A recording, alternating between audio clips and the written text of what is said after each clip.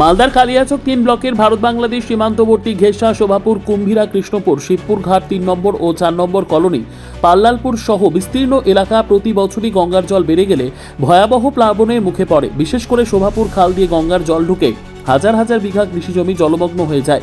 এলাকায় প্রায় 1,500 একর জমিতে পাট, ভুট্টা ও বিভিন্ন সবজির চাষ হয়। বর্ষার সময় সেই সমস্ত জমি প্লাবিত হওয়ায় ব্যাপক ক্ষতির মুখে পড়েন কৃষকরা। এই পরিস্থিতির স্থায়ী সমাধানের লক্ষ্যে এবার শুকনো মরশুমে গঙ্গা ও শোভাপুর খালের মাঝখানে ক্রস বাঁধ নির্মাণের উদ্যোগ নিল সেচ দপ্তর। বৈষ্ণবনগর বিধানসভার নবনির্বাচিত বিজেপি বিধায়ক রাজু কর্মকার আনুষ্ঠানিকভাবে এই কাজের শুভ সূচনা করেন। উপস্থিত ছিলেন সেচ দপ্তরের আধিকারিকরা এবং এলাকার বহু কৃষক। এদিন বিধায়ক শোভাপুর বিএসএফ ক্যাম্পেও যান এবং সীমান্ত এলাকার পরিস্থিতি নিয়ে বিএসএফ আধিকারিকদের সঙ্গে আলোচনা করেন। পাশাপাশি সীমান্ত এলাকাও পরিদর্শন করেন তিনি। স্থানীয় কৃষকদের অভিযোগ, পূর্ববর্তী তৃণমূল সরকারের আমলে বর্ষার সময় শুধুমাত্র অস্থায়ী কাজের নামে সরকারি টাকা লুট করা হতো, কিন্তু সমস্যার স্থায়ী সমাধানের উদ্যোগ নেওয়া হয়নি। তাদের দাবি, বহুবার প্রশাসনের কাছে আবেদন জানানো হলেও কোনো কার্যকর ব্যবস্থা নেওয়া হয়নি। এবার শুকনো মরশুমে বাঁধ নির্মাণের কাজ শুরু হওয়ায় কৃষকদের মধ্যে আশার সঞ্চার হয়েছে। তাদের বক্তব্য, এই বাঁধ তৈরি হলে বর্ষার সময় আর গঙ্গার জল কৃষি জমিতে ঢুকতে পারবে না এবং চাষের ব্যাপক ক্ষতি রোধ করা সম্ভব হবে। বিধায়ক রাজু কর্মকার জানান, নির্বাচিত হওয়ার পরই তিনি সেচ দপ্তরের আধিকারিকদের সঙ্গে এই সমস্যা নিয়ে আলোচনা করেছিলেন। বর্ষার আগেই বাঁধ নির্মাণের কাজ শেষ করার লক্ষ্য নেওয়া হয়েছে। তিনি অভিযোগ করেন, তৃণমূল সরকারের আমলে উন্নয়নের বদলে দুর্নীতি ও মস্তানতন্ত্র চলছে। পাশাপাশি সীমান্ত উন্নয়নের বরাদ্দ অর্থ নিয়েও তিনি প্রশ্ন তোলেন এবং বিএসএফ এর সঙ্গে রাজ্য সরকারের অসহযোগিতার অভিযোগও করেন।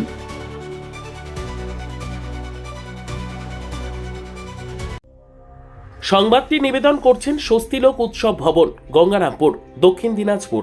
এখানে ক্রস বাঁধ এগুলো সব কিছুদিন ধরে পড়েছিল আর কি।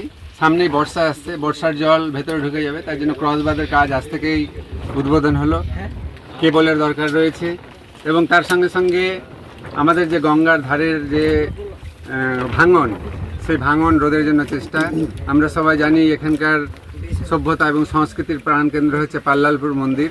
সেই মন্দিরকে রক্ষা করবার জন্য তার ব্যবস্থা। এবং এখানকার একটা সমস্যা ছিল যে এখানকার যারা মৎস্যজীবী তারা স্বাধীনভাবে মাছ চাষ করতে পারতো না। আমার মনোজবাবুর সঙ্গে কথা হলো, উনিও কথা দিলেন যে এই সমস্যারও সমাধান হয়ে যাবে এবং তিনি বিভিন্ন আমাকে প্রস্তাব দিয়েছেন। সেই প্রস্তাবগুলো আমি জনগণকে বলবো। সেই প্রস্তাবের মধ্যে দিয়ে মৎস্যজীবীর যে সমস্যা, সেই সমস্যার সমাধান হবে। সঙ্গে সঙ্গে যারা বিএসএফ রয়েছে তাদের একটা ফান্ড আছে, সেই ফান্ডে 10% টাকা বিএসএফ এবং বাকি 90% টাকা রাজ্য সরকার দেবে, এরকম ঠিক আছে। কিন্তু বিগত রাজ্য সরকার কোনো টাকা দেয়নি। তার ফলে আমাদের বিএসএফ বন্ধুরা মাত্র 10% টাকা দিয়েই এলাকার ডেভেলপমেন্টের জন্য অনেক কাজ করেছে। আমি আজকে আধিকারিকদের সঙ্গে কথা বলেছি, ডিএমের সঙ্গে কথা বলবো যে 90% টাকা যেন এখানে বিএসএফ হাতে তুলে দেয় এবং এলাকার মানুষের যে সমস্যা, সেই সমস্যার সমাধান করতে। এখানে এটার সমস্যা বলতে চাষিরাই বেশি অসুবিধায় পড়তো। কি হতো এখানে? বন্যার সময় প্লাবিত হয়ে যেত, বন্যার জলে চাষিদের ফসল ডুবে যেত, সময়ের আগেই ডুবে যেত। হ্যাঁ, এই নিয়ে চাষিরা অনেক বিপদে পড়ে যেত। কাজ হোক মানে সময়ের মধ্যে হতো না, কাজ হতে গেলেও অনেক পরে হতো। ওই সময়তে আর চাষিদের কোনো রেহাই হতো না ফসলের, যে সময় কাজ চালু করতো। এর আগের সরকার হ্যাঁ হ্যাঁ হ্যাঁ, তাতে কি সমস্যা? যাতে সমস্যা হতো, চাষিরা বেশি বিপদে পড়তো। ব্যুরো রিপোর্ট, উত্তর বাংলা সংবাদ।